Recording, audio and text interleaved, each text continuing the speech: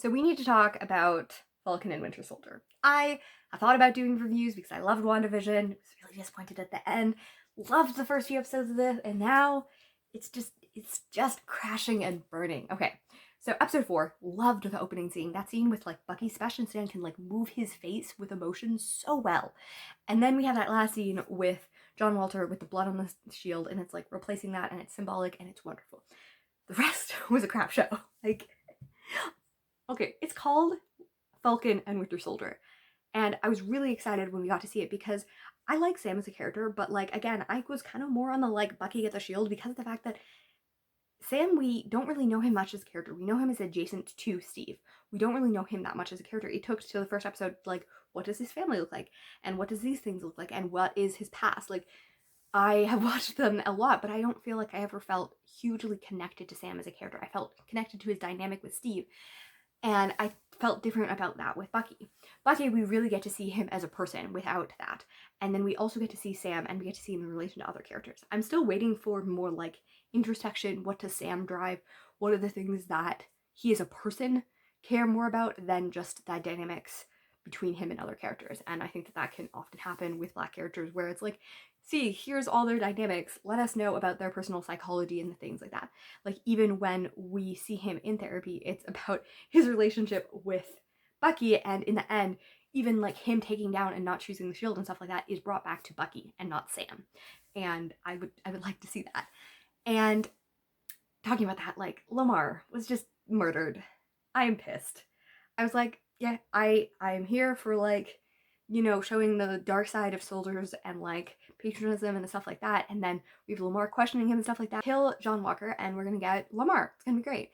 And then they used him as, you know, boy in the refrigerator to put emotional pathos on John, which we didn't need. He would kill someone without Lemar dying. And Lemar was the good thing we were getting out of here. So the fact that they just killed him for no reason, like, I was looking forward to his character because we were getting more about him. But we didn't get enough of him for his emotion, for his death to feel tragic. It just felt so unsatisfactory.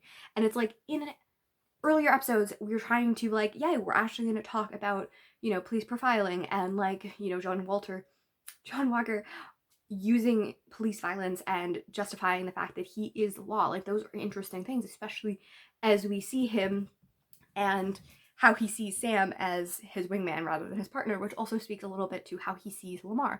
And then Lemar, again, is just used not as a real person, and it's like, I wanted you, Lemar. And I was similarly bothered by Bucky. Bucky got a really, really good first episode. He got good scenes. Second episode, they just felt like he brought in, but I was like, his action and stuff like that is being brought into this.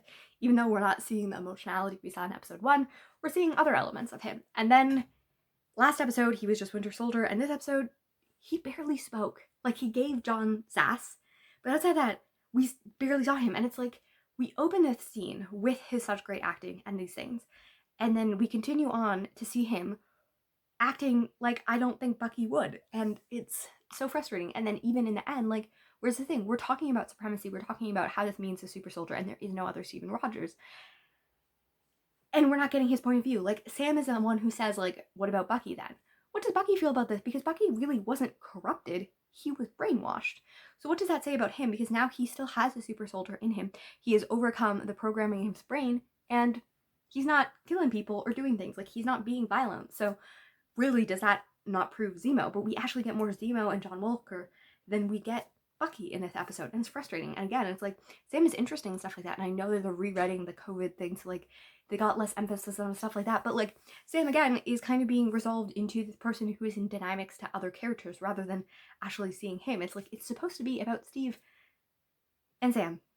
Sorry, about Sam and Bucky, and I want to see their dynamics and their characters, and I like the other characters. I love the Wakandans, love that they're here, but it's too crowded already. So it's like, they came in, threatened him, came back, fought for, I guess, again, John Walker's pathos of feeling, you know, emasculated, and then left. It's like, can we actually get moments where they're not being used for plot, but they're actually used for characters? yeah, I just feel really frustrated. I feel like the escalation was really off. Like we had a really quiet zone and then a kind of action, but like based on character and based on like the action was connected to the third, which was kind of random. And then fourth, we have action for no apparent reason outside of the last scene. What are your thoughts on Falcon and Winter Soldier? Are you frustrated like me? Or do you have totally different opinions? These are very variable based on how you see characters. And do you have hope?